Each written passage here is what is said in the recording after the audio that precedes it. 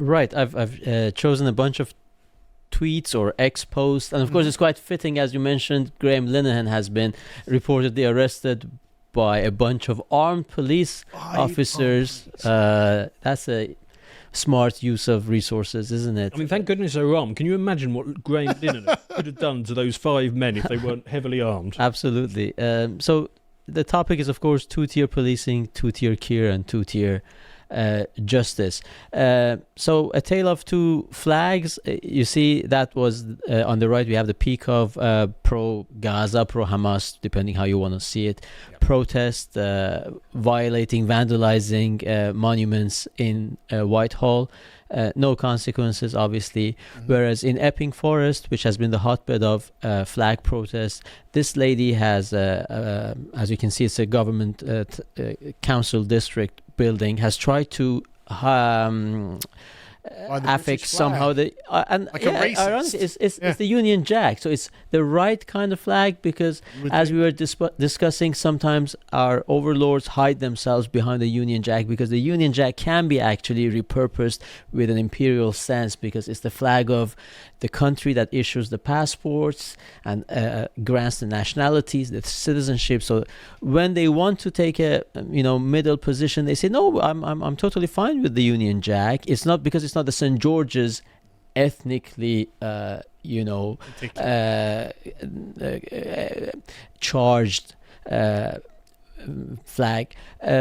But still, she has been arrested, unlike the case. It goes to show the incompetence of the police, because can you imagine how many tyrants throughout history would be absolutely delighted to find that their protesters are hanging the national flag? I know. And yet they're the ones normally hanging the national flag themselves, aren't they? Yes, but the police are just so retarded. They're like, yeah, get her. Yep, make an example of her. She's flying the flag for racist reasons. I mean, I want to be a bit fair to the poor police, but at this point, anyone who joins these forces for that salary, I'd rather have my kids work at McDonald's or something than being the lackeys and the stooges of this sort of system. Maybe 10 years ago, if you joined, you still didn't know. But today, just being having to manhandle and arrest your fellow ethnic brethren for flying the national flag. I mean, it's ridiculous. I agree with Dan. Police forces all over the world would be scratching their heads. I mean, this is what you have to deal with.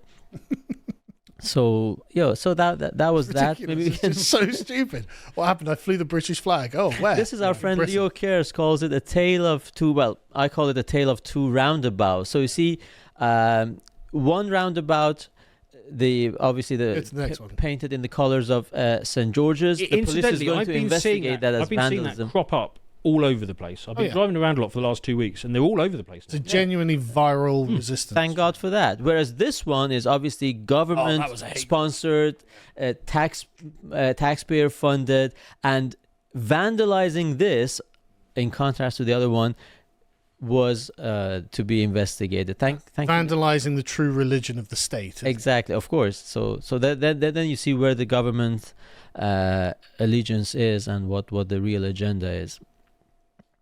So this is another cartoon. This is a sizable account on Twitter. She says she's born and raised in Spain. So it's interesting that it's also catching the attention of people all around the world. So again, the bobbies are removing St. George's flags, while the lady has been pickpocketed by... This is totally true. Something like 95% of robberies and like petty crimes go uninvestigated. Absolutely. It's unbelievable.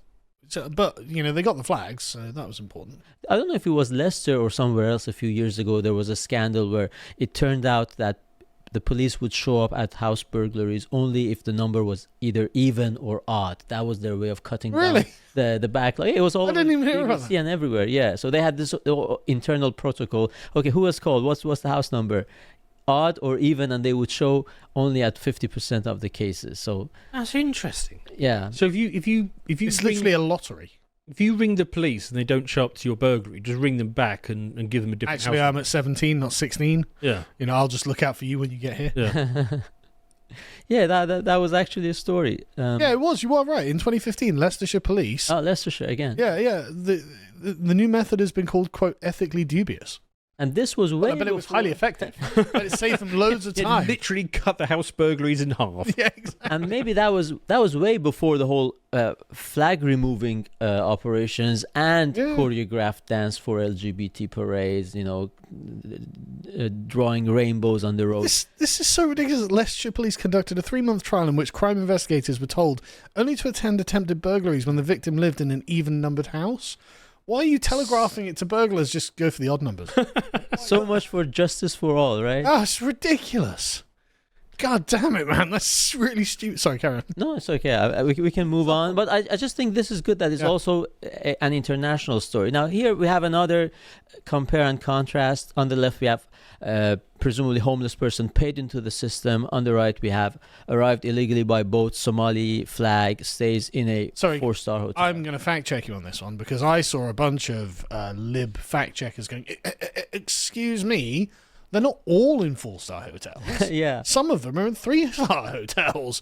I was like, well, there we go. You got us there. And it's not always a 3-meal course or 3-course meal. It's got dessert with it, Again, this makes a good point, but I also want to warn against a pitfall, because even if they do, and we discussed this a bit, even if they do pay into the system, I think we have a right to decide if that's what we really want, because you cannot just define a nation as an economic zone where everybody's paying taxes and raising the GDP, right? Because there's more to it. There's an identity, there's kinship, there's trust, there's shared values and all that. So at the best of times, because they are always like, they need to come in to pay the pension, and as if this is a company that we're running. Exactly. I don't care if you pay your tax. I mean, often they don't, but that's another Obviously story. You should, but that's why you're here, right? But even if you do, I think any nation is well within their rights to decide what sort of people we want, and we just don't want to be an economic zone. We want to be a nation, a 100%. family. Okay. Now, what else do we have? Go to the next one. Now, this has been something, first Ian Miles Chong, again, he's based in Malaysia. I don't know if he's a British national or not, but it's interesting that these people all over the world are raising these issues. He has broken this news, or maybe someone else, 7-year contracts between the British government and the hotels, and Elon Musk, this can just as a quick only thing, do us good. Just a quick thing on this. Yes, the government has been paying hotel owners huge amounts of money to house something like 50,000 illegals. There are about 180,000 who have broken in over the last 5 years, but at the moment, I think it's something like 50,000 they're actually putting up in hotels. It has made one migrant hotel owner called Graham King a billionaire. 35% increase in his hotel empire from government spending. And there was a chap the other day who was like, they offered me $3 million for 7 years, and I said no, because it'd ruin the place. And so, absolute patriot. So, yes. Completely correct. Kudos to him. But just like the diversity and victimhood business we were discussing, the so-called solidarity business is also big money. And it's great that Elon Musk has, he's heavy on the government's case. So many tweets about the grooming gangs, obviously, and this one as well. And he's making a very valid point, I believe. If this is a 7-year contract, it means the government is even actually saddling and burdening the next government, which is, there's no way in hell they're going to re-win the elections. Sure, they don't think they're even saddling their successors with this burden, and this shows they are not actually truthful when they say they want to fix this problem, because this looks like very much long term. 100%. Okay, this was actually Elon Musk's post. The original post is unavailable now for some reason. Yesterday, it was actually his pinned post talking about the rape of Britain, and it was the story of a girl in Oldham who goes to the police to report rape. She was allegedly a minor and allegedly drunk, or at least that's what the police tell her. Go back. Can you imagine? Go back and come back when you are sober and with an adult. And as she leaves the police station, again she's accosted and raped, and again on her way to home she's raped multiple times. And of course, this happened, I think 2013, something like that. It's a few years old, but it's one of those, I think it was in Oldham or something. It's one of those stories where it's just, dear God. Being raped 3 times in one Chat is day. saying she was 12 years old. I think it's great that somebody with the clout and caliber of Elon Musk is superb, putting pressure, and he's also been doing absolutely great stuff. Yeah, this is the original post. And then we have, this week we heard the Archbishop of, I think it's York. It is, yeah. Um, Because there isn't an Archbishop of Canterbury at the moment. And at the rate this guy's going, he's not going to get replaced either. Like, we'll end up with 0 archbishops. Because, yeah, like you say, like the deportation plans are un-British, un-Christian, and beneath us. Bro, do you know how much pressure we had to put on Farage to get him to agree to mass deportations? yeah. Shut up. Yes. Yeah, now he's throwing a spanner in the works, and I just don't. It's again a suicidal. Talk about Western collective suicide, and you can only compare this to white women who vote for open borders and then complain about insecurity on the streets of London. And this thing you are promoting or advocating for importing hordes of infidels who want you dead and who want your religion to be wiped out. It's un-Christian not to bring in millions of Muslims. What? Yeah, I mean it's the lowest form of the dumbest form of charity, if you like. Can you imagine if in the 12th century, just as our lads were going off to fight the Crusades, we had archbishops basically advocating for the other side? It'd be wild. They'd get lit. That wouldn't last very well. No. This is from Jonathan, of course, our friend and old colleague here at Lotus Eaters. This goes to dispel what I was telling you. Non-Western, and the source is UCL, University College London. Non-Western immigrants are actually a net drain. So that myth is not even true that they contribute. The GDP is actually a negative GDP. Yeah. And by the way, what is GDP? Because if they buy vapes and send money home and pay commission on that, or phone cases for their mobile, that's all GDP, right? Well, the biggest component of GDP is state spending. Yeah, exactly. So if the state spends a happier more, society or anything. GDP goes up. Yeah. Ridiculous. So. But right, so yeah, this is not worth our time, as you correctly point out, and this is in Denmark as well. So it's not like this is like a unique case either, is it? Yeah, exactly. So we can move on to the next one. Again, fact-checking pointed out by Nick Dixon. Ryland Clark has apparently been sacked from This Morning. So just as a quick thing, for anyone, any of our foreign viewers watching, The Mirror is a left-wing but low-brow paper. And so they've decided to fact-check him for saying, actually, well, I'll let you carry on.